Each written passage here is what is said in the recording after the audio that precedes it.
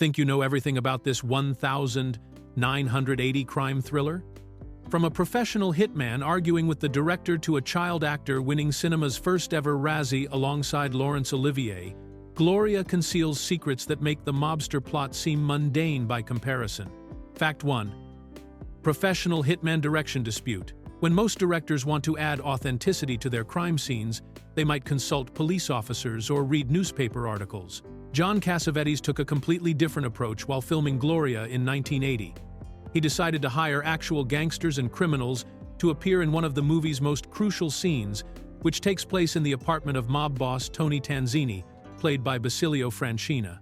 Cassavetes wasn't just looking for authentic-looking extras to fill the background. He genuinely wanted these real criminals to watch the scene unfold and give him their professional opinion on whether the action looked believable.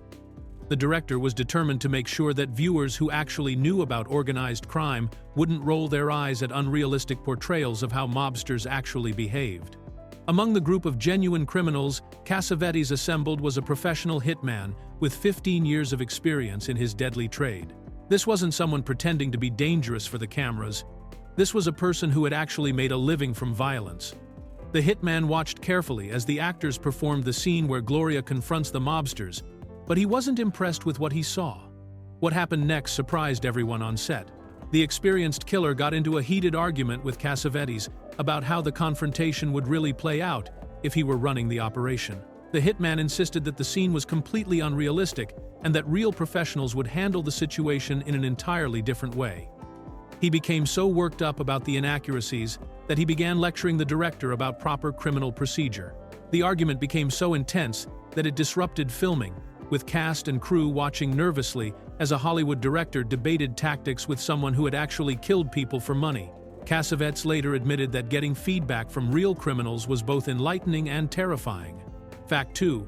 Child star's dubious honor. 7-year-old Jonna Dames achieved a milestone that no child actor had ever reached before. But it definitely wasn't the kind of recognition any young performer would want. When the first annual Golden Raspberry Awards were held in 1981, Dames became the very first child to win a Razzie for Worst Supporting Actor, creating a piece of Hollywood history that he probably wishes he could forget. What made this award even more bizarre was that Dames didn't win the Razzie by himself. He had to share the dishonor with one of the most respected actors in film history, Sir Laurence Olivier, who received the same award for his performance in The Jazz Singer.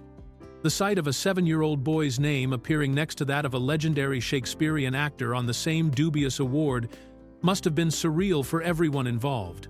The Golden Raspberry Awards, also known as the Razzies, were created to recognize the worst performances in films of each year, serving as a sarcastic counterpoint to the Academy Awards. For their very first ceremony, the Razzie organizers decided that both the child actor from Gloria and the distinguished British thespian had delivered equally terrible supporting performances in 1980. Critics had been particularly harsh toward Dames during Gloria's release, with many reviewers expecting him to be cute and cuddly in the traditional mold of child actors, when he instead delivered a performance that was angry, defiant, and far from adorable.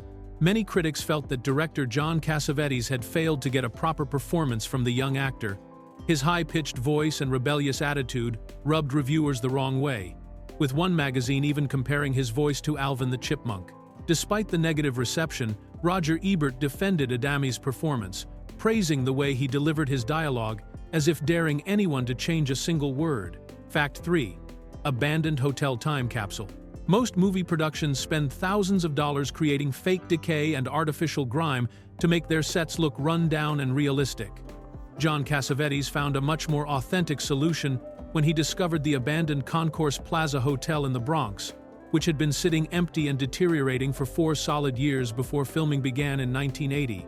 The Concourse Plaza Hotel, located on 161st Street near the Grand Concourse, had once been a respectable establishment, but by the time Cassavetes arrived with his camera crew, it had become a perfect example of urban decay.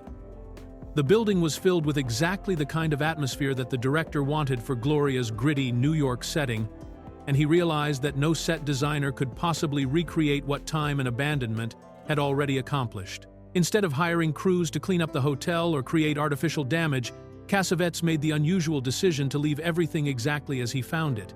All of the peeling paint, cracked plaster, graffiti tags, and accumulated dirt remained completely untouched throughout the filming process. The production team didn't need to add a single piece of fake decay because the real thing was already there in abundance. Cassavetes chose 2 specific suites on opposite ends of the 4th floor to serve as the apartments for the Dawn family and Gloria Swenson. The hallways connecting these rooms were filled with the authentic debris and deterioration that had built up over the 4 years since the last guests had checked out. Every stain on the walls, every piece of broken plaster, and every graffiti mark that appears in the movie was genuinely created by time, weather, and vandals, rather than by Hollywood prop masters. This approach gave Gloria an incredibly realistic visual texture that would have been nearly impossible to achieve artificially, turning the abandoned hotel into perhaps the most authentic movie set of 1980. Fact 4. Original title mystery. The movie that audiences know as Gloria almost had a completely different name that would have changed how people remembered it forever. John Cassavetes originally wrote the screenplay under the title One Summer Night, and this name stuck with the project through months of pre-production, script revisions, and early planning stages before anyone at Columbia Pictures decided that a change was necessary.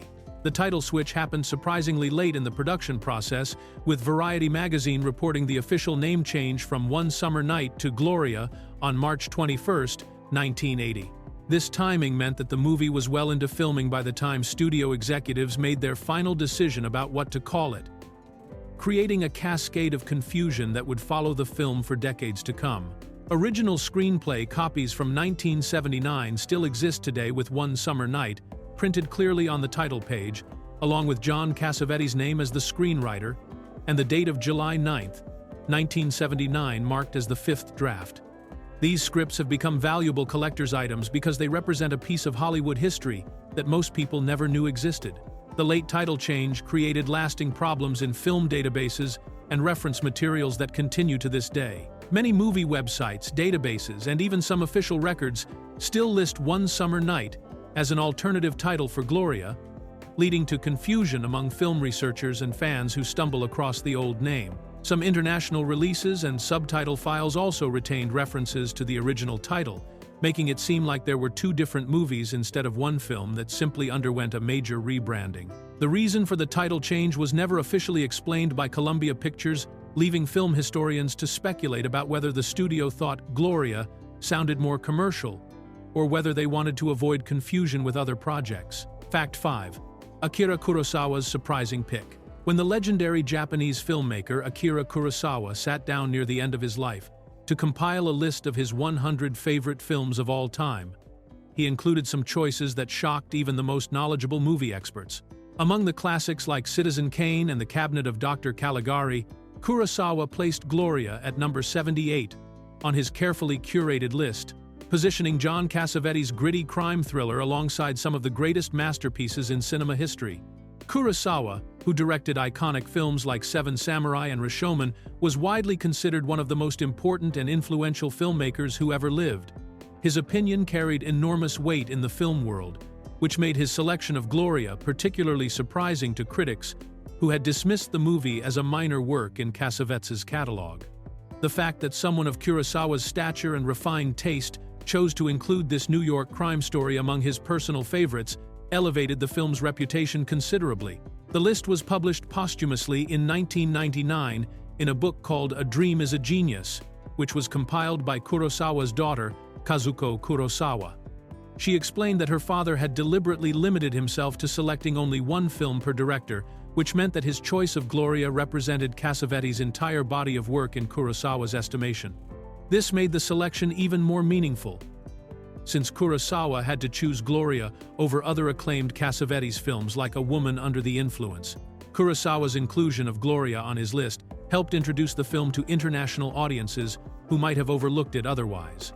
The Japanese master's endorsement carried such weight that film schools and cinema scholars began taking a much closer look at what Kurosawa had seen in this seemingly straightforward American crime thriller. Fact 6. Romare Bearden's hidden artwork.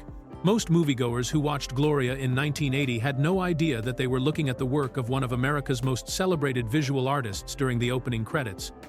John Cassavetes made the unusual decision to feature a series of watercolor paintings by Romare Bearden as the backdrop for the film's title sequence, giving the distinguished African-American artist a level of exposure in Hollywood that was extremely rare for fine artists at that time. Romare Bearden was already well established in the art world by 1980, known for his powerful collages and paintings that captured the African-American experience in vibrant, emotional detail. His work had been displayed in major museums and galleries across the country, and he was considered one of the most important artists of his generation. However, his artwork had never appeared so prominently in a major Hollywood production before Gloria came along. Cassavetes chose Bearden's watercolors specifically because they captured the urban energy and raw emotion that he wanted to establish right from the beginning of the movie. The paintings perfectly matched the gritty New York atmosphere that would define Gloria's visual style, while also adding a layer of artistic sophistication that elevated the film above typical crime thrillers. The collaboration represented a meeting of two different art forms, with Bearden's fine art providing a striking visual foundation for Cassavetes' cinematic storytelling. This artistic choice made Gloria one of the very few mainstream Hollywood films to showcase the work of a major African-American visual artist in such a prominent way. The decision reflected Cassavetes' commitment to supporting serious artists and his desire to bring different forms of creative expression together in his movies. Bearden's artwork appeared on screen for just a few minutes, but it created a memorable opening that set the tone for everything that followed. Fact 7. Method acting between takes. Gina Rowlands took her commitment to playing Gloria so seriously that she refused to break character even when the cameras stopped rolling, creating an unusual and sometimes uncomfortable atmosphere on set that ultimately served the movie's intense relationship between Gloria and the young boy she protects. Most actors relax and chat casually with their fellow performers between takes, but Rowlands made the deliberate choice to stay completely in character whenever she interacted with 7-year-old Juana Dames during filming. This method-acting approach meant that Dames never got to experience the warm, motherly side of Rowlands that existed off-camera. Instead, he only knew her as the tough, chain-smoking, street-smart Gloria, who didn't particularly like children and made no effort to hide her irritation with them. Rowlands maintained Gloria's harsh demeanor, brusque speaking style, and general attitude of reluctant responsibility, even during breaks in filming. The decision was strategic rather than cruel, designed to preserve the authentic tension that drives the central relationship in the movie. Gloria is supposed to be a woman who genuinely dislikes kids and feels trapped by circumstances into protecting this particular child.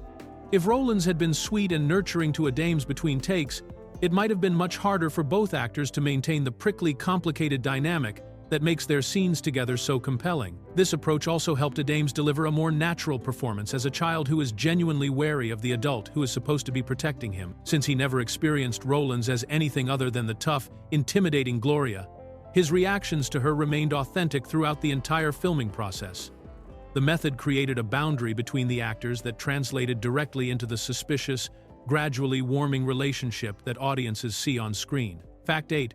Roger Ebert's inexplicable casting call. When Roger Ebert reviewed Gloria for the Chicago Sun-Times, the respected film critic was generally positive about the movie. But one casting decision left him completely baffled. Ebert specifically called Buck Henry's casting as mob accountant Jack Dawn an inexplicable casting choice, using language that made it clear he thought the selection was one of the strangest decisions John Cassavetes had made in the entire production. Buck Henry was primarily known as a comedy writer and performer rather than a dramatic actor, which made his appearance as a nervous mob accountant seem bizarre to audiences who were familiar with his previous work. Henry had co-created the spy comedy series Get Smart with Mel Brooks and had co-written the screenplay for The Graduate, establishing himself firmly in the world of sophisticated humor rather than gritty crime dramas. His thin, intellectual appearance and naturally nervous demeanor were much better suited to playing bumbling characters or neurotic intellectuals than dangerous criminals. In Gloria, Henry plays Jack Dawn, a Puerto Rican family man who works as an accountant for organized crime figures and has been secretly feeding information to the FBI. The role requires him to convey genuine fear and desperation as his family faces execution by the mob, but his performance struck many viewers as awkward and unconvincing. His naturally comedic timing and delivery seemed out of place in scenes that were supposed to generate real tension and terror. Ebert's use of the word inexplicable was particularly pointed criticism, suggesting that he couldn't understand what Cassavetes was thinking when he offered the part to Henry. The casting choice stood out so dramatically that it became one of the most frequently mentioned aspects of the film in reviews, with other critics also noting how strange it was to see the comedy writer trying to play a man facing imminent death. Fact 9. Real gangster consultant fee. John Cassavetes took his commitment to authenticity so far that he actually put real criminals on his payroll during the filming of Gloria, paying them not just to appear in scenes, but also to serve as technical consultants who could advise him on whether his mobster characters were behaving realistically. This unusual arrangement meant that Columbia Pictures was essentially funding what amounted to a criminal consulting firm, with some of the hired experts reportedly having decades of hands-on experience in organized crime activities. The decision to hire actual gangsters went far beyond the typical Hollywood practice of consulting with police officers or former law enforcement officials. Cassavetes actively sought out people who had lived on the other side of the law, including individuals who had worked directly for crime families and understood the inner workings of illegal operations from personal experience. These weren't reformed criminals who had gone straight years earlier, but people who were still connected to the criminal underworld and could provide current insights into how real mobsters actually conducted their business. The arrangement created some tense moments on set, particularly when these criminal consultants disagreed with how certain scenes were being portrayed. The real gangsters would watch the actors perform and then offer detailed critiques about everything from body language to dialogue, pointing out when something looked fake or unrealistic based on their own professional experience. Some of these consultations became heated discussions about proper criminal procedure, with the hired criminals becoming frustrated when they felt the movie was getting important details wrong. Cassavetes was willing to pay for this expertise because he believed that audiences who were familiar with real criminal behavior would immediately spot any inaccuracies in his portrayal of the mob world. The director wanted Gloria to feel authentic to viewers who actually knew how organized crime operated, even if it meant working with people whose backgrounds were questionable. Fact 10. Studio's first choice reject. The version of Gloria that audiences saw in 1980 was completely different from what John Cassavetes originally envisioned when he first wrote the screenplay, because both of his initial casting choices turned down the project and forced him to completely reimagine how the story would work. Cassavetes had specifically written the role of the young boy for Ricky Schroder, who was one of the biggest child stars in Hollywood at the time after his success in the remake of The Champ, which had made him a household name and proven box office draw. Ricky Schroder represented everything that Hollywood expected from a child actor in 1980. He was blonde, cute, well-trained, and had already demonstrated that he could handle emotional scenes while still maintaining the kind of adorable screen presence that audiences loved. Cassavetes wrote the part with Schroder's specific qualities in mind, creating a character that would have been much more traditionally appealing than what eventually ended up in the finished film. When Schroder became unavailable for the project, the script moved over to Columbia Pictures, where studio executives immediately thought of Barbra Streisand for the title role of Gloria. Streisand was one of the most bankable female stars in Hollywood and had proven that she could handle both dramatic and comedic material with equal skill. Her involvement would have guaranteed the film a much larger budget and broader commercial appeal than what Cassavetes ultimately received. However, Streisand passed on the role, apparently not interested in playing a tough former gun mole who spends most of the movie running through the gritty streets of New York. Her rejection opened the door for Gena Rowlands to step into the part, but only after she specifically requested that her husband John Cassavetes direct the film. This chain of rejections ultimately led to a much grittier, more realistic version of the story than anyone had originally planned. Fact 11. Cassavetes' commercial sellout.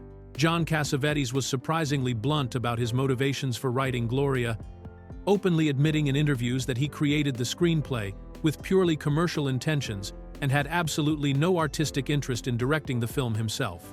The director, who was known for making deeply personal independent films that explored complex human emotions, freely acknowledged that he wrote this particular script strictly to sell to a major Hollywood studio because he desperately needed money after his previous projects had failed financially.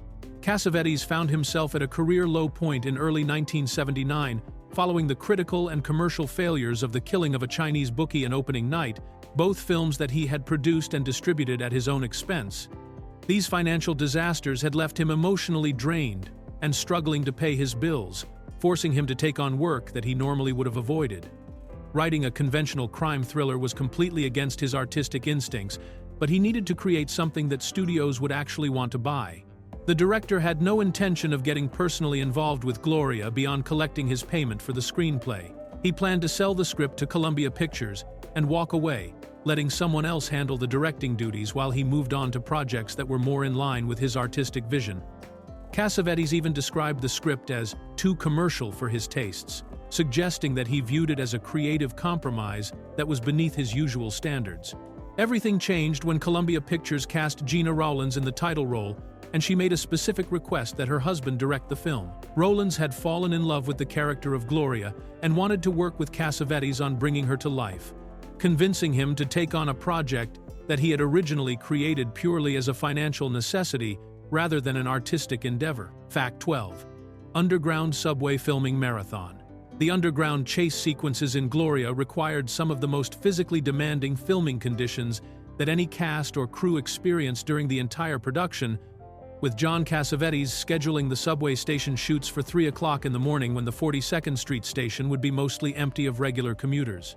The decision to film during these late-night hours meant that everyone involved had to work through the night in one of the most challenging environments imaginable for a movie production. The 42nd Street subway station in 1980 was a hot, humid, and generally unpleasant place to spend time, even under normal circumstances, but the conditions became truly brutal when Cassavetes brought in several hundred extras to fill the platform and train cars for the chase scenes. The underground location had absolutely no air conditioning system, which meant that all of the heat generated by the powerful film lights, the camera equipment, and the hundreds of people packed into the confined space had nowhere to go. The temperature and humidity levels quickly became almost unbearable, with cast members, crew workers, and extras all struggling to cope with the oppressive conditions that felt more like a sauna than a movie set. Sweat poured down everyone's faces and soaked through their clothing, creating a level of physical discomfort that was impossible to ignore or work around. The poor ventilation in the subway station meant that the air became thick and stifling, making it difficult for people to breathe normally. Despite these horrible working conditions, Cassavetes insisted on getting the shots he needed for the film, pushing everyone to continue working through the night until he was satisfied with the footage. The underground marathon became one of the most memorable and challenging experiences that anyone involved with Gloria would ever forget, representing the kind of dedication to authenticity that Cassavetes demanded from his productions. Fact 13. Venice Film Festival. Tie victory. Gloria achieved something extremely rare in the world of international film festivals when it won the Golden Lion at the 37th Venice International Film Festival in 1980. But the victory came with an unusual twist that made the awards ceremony particularly memorable. Instead of being declared the sole winner of the festival's most prestigious prize, Gloria had to share the Golden Lion in a tie with Atlantic City, the acclaimed drama directed by French filmmaker Louis Malle. Ties at major film festivals are exceptionally uncommon because festival juries typically work hard to reach a consensus about which single film deserves the top prize. The Golden Lion represents the highest honor that the Venice Film Festival can bestow on a movie, making it one of the most coveted awards in international cinema, alongside the Palme d'Or at Cannes and the Golden Bear at Berlin. For two films to be considered equally deserving of this honor suggests that the jury was genuinely unable to choose between them. The tie between Gloria and Atlantic City was particularly interesting because the two films represented completely different approaches to filmmaking and storytelling. Atlantic City starred Burt Lancaster and Susan Sarandon in a character-driven story about aging and redemption set in the declining resort town, while Gloria was a gritty action thriller about a former gun mole protecting a child from the mob. The fact that these very different movies impressed the Venice jury equally demonstrates the range of cinematic excellence that was recognized that year. This shared victory gave Gloria significant international credibility and helped establish the film's reputation in European markets where John Cassavetes was already respected as an important independent filmmaker. The Golden Lion win also provided valuable recognition for Gina Rowlands' performance, which would later earn her an Academy Award nomination for Best Actress back in the United States. Fact 14. Never made sequel revelation. John Cassavetes surprised everyone in the late 1980s when he decided to revisit the character of Gloria by writing a complete sequel screenplay titled Gloria 2, proving that the director had developed a genuine affection for the tough former gun mole despite his initial reluctance to make the original film. This was particularly unexpected because Cassavetes rarely showed interest in sequels or returning to characters from his previous movies, preferring instead to explore completely new stories and relationships in each project. The sequel would have brought Gina Rowlands back to reprise her Oscar-nominated role as Gloria Swenson, giving audiences a chance to see what had happened to the character in the years following her dramatic escape from New York with young Phil. Cassavetes had apparently been thinking about Gloria's story long after the first film was completed, developing ideas about where her life might have taken her, and what new challenges she might face as an older woman trying to stay ahead of her criminal past. The existence of Gloria 2 only became public knowledge through a brief mention in a Chicago Tribune article that was published on February 28, 1989, just 25 days after Cassavetes died from complications related to cirrhosis of the liver. The newspaper report confirmed that Rowlands was attached to appear in the sequel, suggesting that both she and her husband were serious about moving forward with the project before his health began to decline. Unfortunately, Cassavetes' death in February 1989 ended any possibility of Gloria 2 ever being made, since no other director could have captured his unique vision for the character or matched the specific dynamic that he created with Rowlands. The complete screenplay presumably still exists somewhere, representing a lost piece of cinema history that fans of the original film will never get to experience. Fact 15. Child Actors Vanishing Act. John Adams made one of the most complete exits from Hollywood that any child actor has ever accomplished, walking away from the film industry entirely after Gloria and never appearing in another movie or television show for the rest of his life. This total disappearance was particularly surprising because child actors who appear in major studio releases typically receive offers for additional roles, especially when their debut film achieves both critical recognition and commercial success, like Gloria did in 1980. Most young performers who land significant roles in Hollywood films go on to build careers in the entertainment industry, either continuing as actors or transitioning into other aspects of filmmaking as they grow older. Even child actors who receive negative reviews often get second chances, since casting directors understand that working with young performers can be challenging, and that initial performances don't always represent a child's full potential. Adams, however, chose a completely different path that took him far away from cameras and movie sets. Instead of pursuing additional acting opportunities, Adams returned to New York City and eventually became a manager at Soho Billiards, a pool hall where he could live a completely normal life away from the entertainment industry.